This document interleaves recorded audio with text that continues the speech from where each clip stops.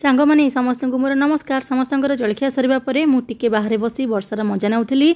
मु किंतु खाई नथली। कौन मोर आज उपास की ना मो सांग माने पेट भर्ती हो गले आम गछ पणस खाइबे केमती। तो आम गछरे बहुत सारा पणस आसे सब पणस भी सरीगलानी कहीं आम 10 ରୁ 15टा पणस बांटी दऊ बाकी घरे आम कंचा खाऊ और 2-4टा पाचिला खाऊ। तो बाहर आसी लगी पड़ी पणस छड़ेबारे मु खाइबी और समस्त रखी जेहेतु मु जलखिया खाइनी मते भोक भी लगिलानी।